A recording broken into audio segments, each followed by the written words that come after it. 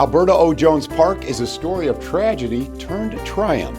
We'll celebrate women's business owners this National Women's History Month with a visit to cultured cheese and charcuterie in Nulu. And the Filson Historical Society is celebrating 140 years in Louisville. All that and more on Louisville This Week. I'm John Ramsey, Director of City Partnerships. Thanks to the Park Alliance of Louisville, Alberta O. Jones Park has been rehabbed following some devastating flooding. There was a massive flood in August of 2009. This neighborhood is already in a low-lying area, and it was built on top of a combined sewer. So when we had that flooding in 2009, that sewer backed up. Not the first time that this area had flooded, and certainly was not going to be the last. So MSD got the FEMA Hazard Mitigation Grant to do a voluntary buyout. 119 families took advantage of that, taking the neighborhood back to green space, but nothing had happened with this property, almost 20 acres, until 2020. The Parks Alliance was invited to be the nonprofit partner with MSD and Louisville Metro to reach out to the community and ask them what it is that they wanted to see in this public asset. We listened to the community. This is what they wanted to see. They wanted to see this amazing public park that has all the amenities that were their top priority. Picnic pavilions, grills, benches, walking paths, exercise stations, outdoor classroom, this amazing play space. Theme of the play space is music. Naming the park, the California community selected the name of Alberta O. Jones. The first Black woman to become a lawyer, also the person who helped pen the contract for a young boxer named Cassius Clay. But more importantly, she was a fighter for our people, and she helped teach people politically. She helped get them trained in voting. She helped change the local government. Everything that we do is centered on community voice and on taking a whole neighborhood approach. And so to be able to commission a new portrait of Alberta Jones and then invite the community to upload their pictures so that they can literally see themselves in Alberta Jones. When you look at that mosaic at the park and you can actually see our community members in her face, you can see yourself in her life, in her legacy, in her work. That's not something that we would ever thought of to do. That's the wisdom of the community. So all of their top priorities is what we put into the Phase 1 design. This is 25% of what the park will be. This whole corner here is going to be completely redone for event space, looking at more exercise paths, tennis, pickleball, a storytelling component. Like, how can this park tell the stories of the community the same way we're now telling the story of Alberta O. Jones? And as soon as we raise the necessary funds, we'll start construction of Phase 2 and finish this off. For the Alliance to be able to come in, raise the private dollars, and kind of push the needle on design is where we can really be a benefit to the city and take those kinds of things off of the plate of the Parks Department that does such a tremendous job, and they work so hard in an under-resourced department to just take care of what we have. Historically, Metro Parks has gotten between $750,000 and $1.2 million in deferred maintenance for all 120 plus of our public parks. This year, between the budget and the additional ARP funding, there's been $15 million that's going into deferred maintenance for our public parks. 3, 2, 1. That's something that we have been advocating for a significant amount of time. That is what came out of Parks for All, and to see the administration listen to that voice, understand the needs of our park system, and then allocate the appropriate funding is incredible.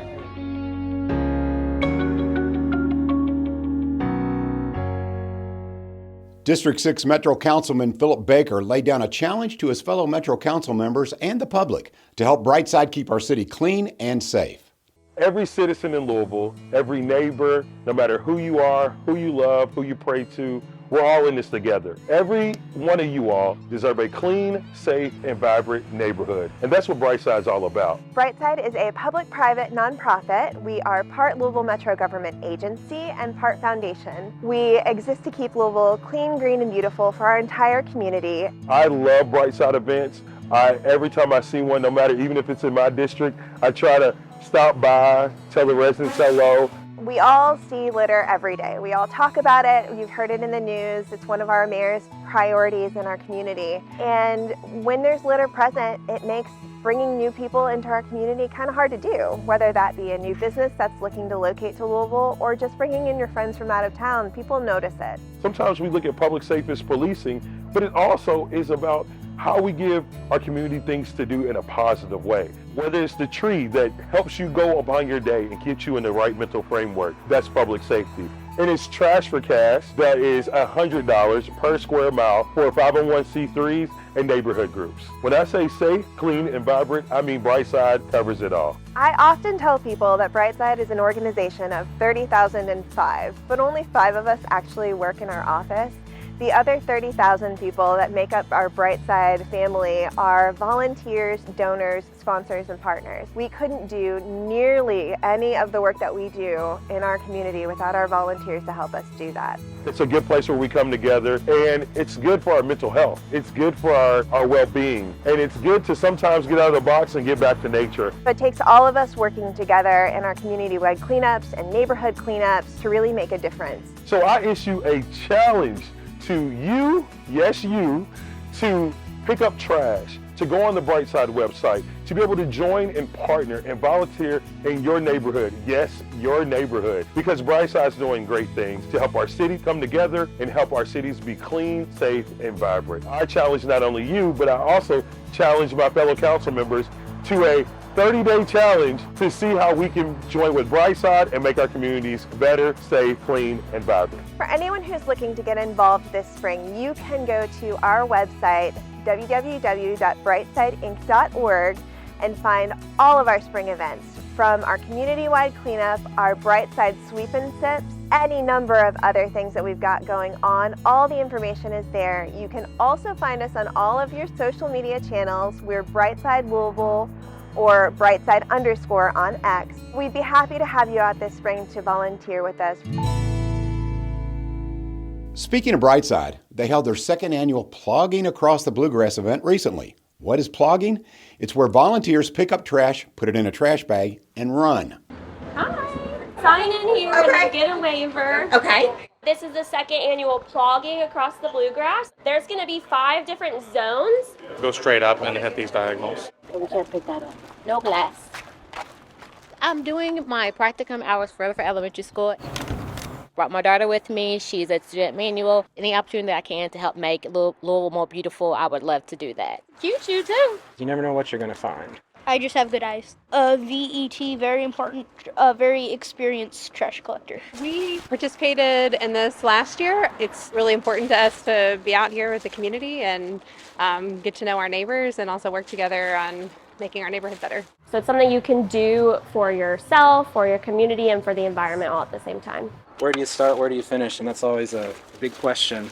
It's just good to get this stuff up and out, and fun to meet neighbors and stuff while you're doing it. Picking up litter can be a group of 1 or 1,000 people. You can go out and just do it even for 5-10 minutes in your neighborhood.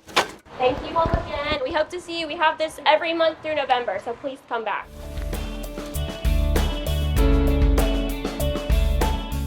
The Filson Historical Society is celebrating 140 years with a 2024 full of activities. Hello, I'm Dick Clay, President and CEO of the Filson Historical Society. Thanks to the incredible support of our members, board, staff, and partners, I'm excited to share that 2023 was a remarkable year for the Filson. We exceeded our goals, welcomed record-breaking crowds, and assisted researchers from across the globe. From the Gertrude Polk Brown Lecture Series to Music Under the Trees, Jazz at the Filson, captivating exhibits, and insightful publications, it was a year filled with excellence. But now let's talk about this year, our 140th anniversary. Get ready for an entire year of celebration, including the Filson 140, a heritage jubilee on May 18th. Join in a family-friendly celebration featuring exciting activities, exhibit viewings, and live music. There will be something for everyone. As we approach this milestone, the Filson remains true to its mission, collecting, preserving, and sharing the significant history and culture of Kentucky and the Ohio River Valley over the past 140 years. We have steadily grown the nation's deepest collection of Kentucky and Ohio Valley materials. We have expanded into a magnificent facility in the heart of beautiful Old Louisville. We have grown into a thoroughly modern historical society with a staff of over 30 professionals. We put on over 70 programs a year, both live and virtually, and a number of enlightening exhibitions. We've done all of this while remaining consistently in the black and adhering to our tradition of fiscal responsibility and stewardship. Our commitment to sustainable funding is evident by successfully building the endowment for our African American History Initiative, which will support a full-time African American history educator. We're also proud of our successes with the creation of the Endowed Jewish Community Archive. Additionally, we have built useful relationships with the tribal nations of the Ohio River Valley by making our collection compliant with all federal laws pertaining to Indigenous peoples' cultural artifacts. In doing so, we have led other Kentucky historical societies, universities, and museums in this important work. The Filson has evolved into a place where everyone can see themselves in our collection and connect with their pasts. We extend our heartfelt thanks to our community for its unwavering trust and support. I know we've earned it. Join us in 2024 as we celebrate your Filson, your history. Here's to another 140 years of pioneering and sharing our Commonwealth's, the Ohio Valley region, and our nation's extraordinary deep history. We will remain steadfast to the noble work of making our citizens deeply aware of our shared history, and in doing so, strengthening our democracy. Thank you. Mayor Craig Greenberg and Governor Andy Beshear are on hand for the ribbon cutting of Kentucky's first and only modular manufacturer. This new business will be located in West Louisville and bring jobs and housing opportunities to our city. Good afternoon, everyone. We are collectively making a game-changing announcement for Louisville and for our entire state. MMY is a global modular housing manufacturer that has decided to open up its very first location in the United States right here in West Louisville with a $6.1 million investment. MMY could have chosen any place in the entire country, and they chose right here in Louisville, in Kentucky. And they decided that this place was their best future for their company and for our city right here in the Parkland neighborhood. And so now, West Louisville is going to be the epicenter of modular housing construction thanks to this incredible company. And this is great news for so many reasons. But one of the great wins about this investment is 73 new jobs that MMY is going to create right here. And thank you, Robin, that you have committed that over 50% of those jobs are going to be committed to folks that live right here in our city, with preference to people who live in the 9 neighborhoods of West Louisville. And these are good paying jobs with wages between $23 and $30 an hour. And one thing that I know the governor and I are both incredibly excited about is they are going to provide childcare on site between the hours of 4 and 7 for their employees. MMY is a pioneer in modular housing manufacturing. And like more and more global businesses, they're picking us. They're picking Kentucky for their first U.S. operation. Think about that. The first time that they've ever operated in the United States of America, they chose West Louisville. How about another round of applause for that decision? Like the mayor said, this is a $6.1 million investment. It creates 73 great jobs right away with plans for as many as 200 full-time workers as production ramps up. So let's make sure they're successful and hire all those people. Right here, proud Kentuckians will be creating state-of-the-art modular housing units. How incredible is it that this very first one is going to Family Scholar House? I'm incredibly proud to be standing here today with the Mayor and the Governor opening this plant, which will be fully operational in Q3 of this year. The support we've received from Louisville Metro, specifically the Department of Housing and Community Development, the Department of Economic Development, as well as Councilwoman Hawkins and the community of council persons as a whole, has been tremendous, and we would not be here without you. What we're doing here is intentional. It's not only about providing high quality options for homes in Louisville and Kentucky, though that's a big part of it. We're here to make a positive change.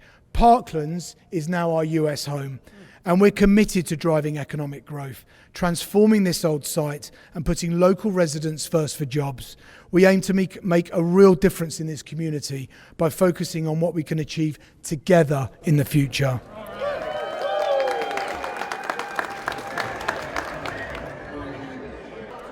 And just as MMY US realized how great Louisville is for business, so has Site Selection Magazine, naming Louisville number 6 in their list of top cities for economic development.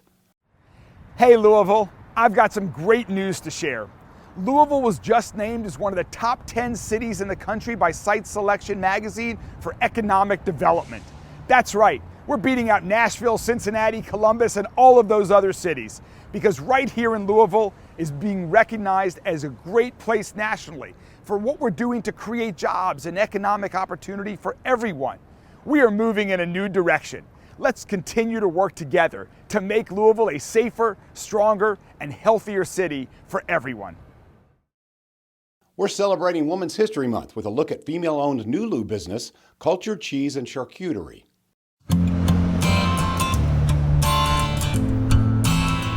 I wanted to take the fanciness and the fear out of charcuterie. The word charcuterie actually just means cured meat, but people have come accustomed to calling them charcuterie boards with all the cheese and the vegetables and fruit on them. So really for me, a basic charcuterie board, you have typically 3 different types of cheeses: a soft cheese, a semi-soft, and a hard cheese, a couple of meats, and usually like a fruit, pickled item, a dried fruit, and then maybe a sweet. We can also do custom boards without cheese, even if people wanted that. We can do veggie boards, dessert boards, but we try to make it more of a meal and a little bit more refreshing because you got the salty cheese and the salty meats. We have a variety of things that go on there that turn it into a well-balanced meal. At Cultured, we employ 8 to 9 people. We do drink specials every day, and then we have live music on the patio when it's nice. I am from Glasgow, Kentucky. I grew up on a dairy farm, which is where the cheese is made. I had had an idea to do something like this, to stay in Louisville and to expose people to smaller family farms and to the product that the family was making. Finally had the opportunity to sit down and work on the business plan and signed a lease February 2020. COVID happened in March. Then we opened anyway in September. Customer service and being around people and working with people has always been my favorite thing about any job I've ever done. I knew that I wanted to be cheese heavy, which is why our boards are more cheese than they are meat. And so since that was my knowledge, my first business plan was just going to be a little small, like carry-out cheese shop bodega, maybe a couple of wines, and then it just kept expanding, and then we built the patio, and then it became a restaurant. I'd never worked in a restaurant or a bar before opening one. When I started kind of freaking out and thinking like, I don't know how to do this. I think just speaking to people and networking and then just leaning on the people around you, having a solid plan and understanding that it is going to go with ups and downs and know that it won't always be in the down. Keep the main goal in mind, and why you're doing it is not to necessarily think that you're gonna make money. It's just to do something that actually feels good every day. Considering the owner was born on a dairy farm, I think she picked the right profession. You could say that milk runs through her veins. Metro TV was on hand for a promotion ceremony for 5 Louisville Division of Fire members. And so it is an honor to be here today as we celebrate the promotions of 5 outstanding Louisville firefighters. It's amazing to think that this is just 5 out of 500 highly trained men and women who make up the Louisville Fire Department, who respond to nearly 50,000 incidents every year. Together, you all make up an amazing team. And to show such courage and compassion and commitment over and over in ways large and small in every part of our city, every day of the year. You all do this work under pressure and with the eyes of the world watching, and it definitely is noticed. You all are truly role models for your fellow firefighters and for people across our entire city. Each and every one of you, think about the history of this Louisville Fire Department since 1858. Think about that uniform that you're wearing and what that means to our history. Earn it every day. I state your name. Clarence Campbell. Nick Martin. Jacob Pennington. Lauren Baker. Brittany Leitzer. Do solemnly swear that I will support the Constitution of the United States and the Constitution of the Commonwealth, and the acts of the General Assembly of Kentucky relating to the cities of the first class, and all classes and ordinances of Louisville Metro, and be faithful and true to the Commonwealth of Kentucky, so long as I continue a citizen thereof. Congratulations.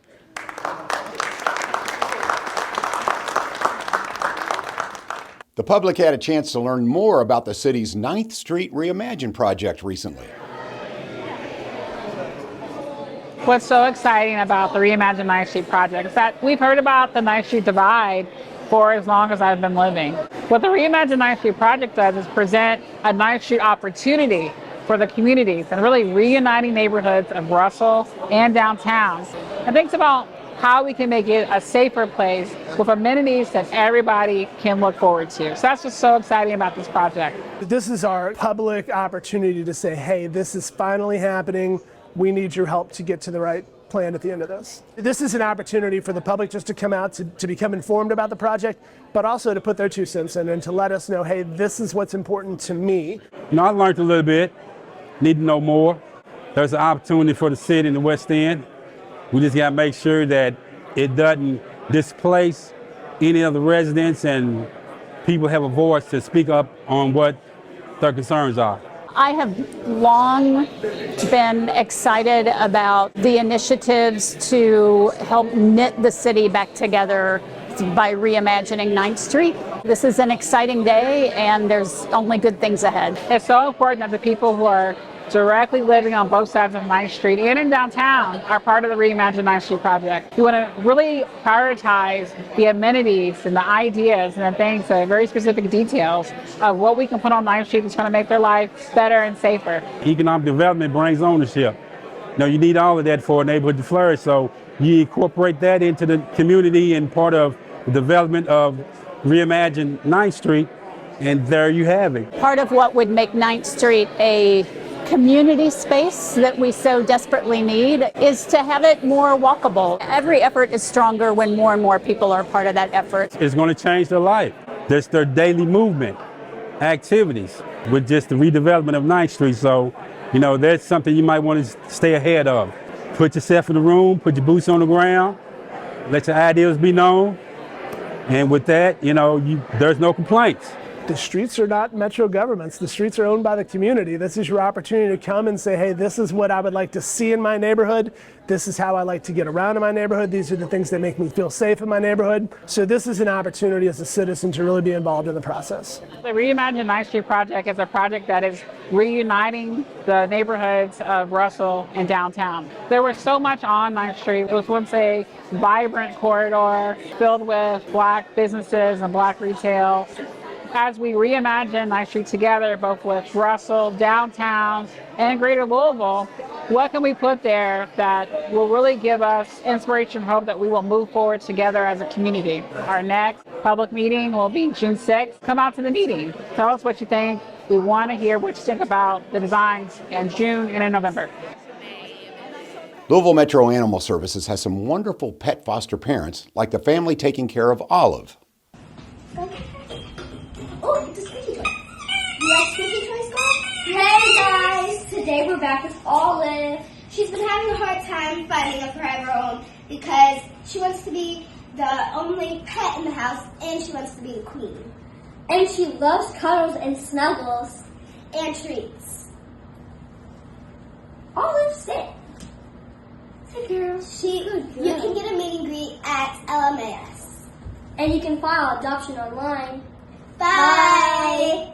Treatbox, a 3-year-old boxer mix who is neutered and housebroken. Yorondo, a 1-year-old lab pit bull mix. Emily's Birthday, a 1-year-old spayed pit bull. And Uber driver. All are looking for their forever home. If you're interested in adding them to your family, please email animals@louisvilleky.gov. A DuPont Manual Jr. recently became a regional and Kentucky High School Athletic Association state champion for the Crimsons. She's had that smile on her for about 2 weeks now, and she claims she's never going to lose it. Manual Jr. Diana Orantes Hararte has reasons to smile. She recently earned the title of being a regional and state champion. What does it feel to be able to call yourself a state champion? I'm happy to be a state champion. And while she's happy to have the medals, possibly winning the state title wasn't the expectation coming into the season. In fact, this was her first year bowling. She even defeated the 3-time reigning state champion to earn the title. You are aware that winning a state championship is pretty hard to do, right? Yeah. I've played a lot of sports in my time, coached a lot of different basketball, softball, baseball, and yeah, championships are great. But this is more satisfying to see a young lady or a young guy that's in our program succeed, and they feel that they're part of the regular programs. This is the second year of the Unified Bowling Program at DuPont Manual High School. Orantes Hararte is one of 2 adapted bowlers for the Crimsons, with 7 other unified bowlers. And since she's been on the team, head coach David Wallace saw just how much bowling made her feel. She's happier. Like when she first started, she'd push the ball down the ramp, and she didn't really have any emotions one way or another. And then maybe the 4th time she pushed it down the ramp, she got a strike. And I just like, you knocked them all down. And she just started smiling ear to ear. And she's been smiling ever since. Wouldn't you say that? Yeah. Yeah.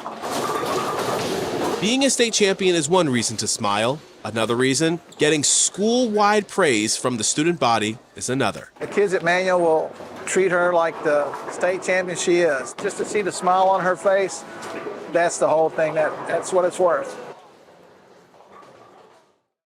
The Central Business District in downtown Louisville just got another healthy option for lunch. Jindo Shirak. They offer Korean food boxes, sushi, udon, ramen, soups, and salads. Good morning, everybody. My name is Amos Zarimana, Director of the Office for Immigrant Affairs, and I'm very excited to welcome Jindo Shirak here to downtown with Chef Kim and to showcase international cuisine. The Office for Immigrant Affairs is dedicated to promoting the inclusion of immigrants and refugees to our community. And so it's always exciting to see great international cuisines coming to our downtown, but also all over our city. And so congratulations. We are very excited to try all the great food. The owner, Song Kim, was previously the chef at Osaka Japanese restaurant. Larry Ferris Jr.'s act of kindness to Englehart student Levi went viral, getting more than 1,000 shares on Facebook and caught the eye of national news outlets. Between bus runs, Ferris ran to the store to buy pajamas for one of his students who was crying because he didn't have any pajamas to wear to pajama day at his school. For me and all the posts that was coming through, people sending me text messages, family calling, I'm just like, whoa, how? Where do y'all see this? Show me. And they would all send them to my phone, and it's just been amazing. From a guy that hasn't had social media in a decade to now my face is on the news. And it's just overwhelming in a good way. When I did this, I was looking for no recognition. It was a thoughtless act on my behalf. I just wanted him to be happy. And when he was happy, I was happy. It made my day and it made his as well. I like about Mr. Leary is how he's kind. His heart is filled with hundreds of joy, like how he cares about me is making my day. This is not the first time we have done anything. You know, this is not the first time I have done it. My coworkers have done it. You know, previous coworkers that have moved on to different positions, different holidays. We buy gifts, we buy toys, we buy snacks. So this act of kindness is not just with me. It's all throughout JCPS. You know, and the recognition is amazing. But some that goes unrecognized, it's a lot of heroes within JCPS, a lot of heroes. I want to give recognition to all my bus drivers, all the staff that actually do what I have done that hasn't been recognized. I just want them to know we see you. you know, we're here and we're together in this. Thank you for watching and have a wonderful week.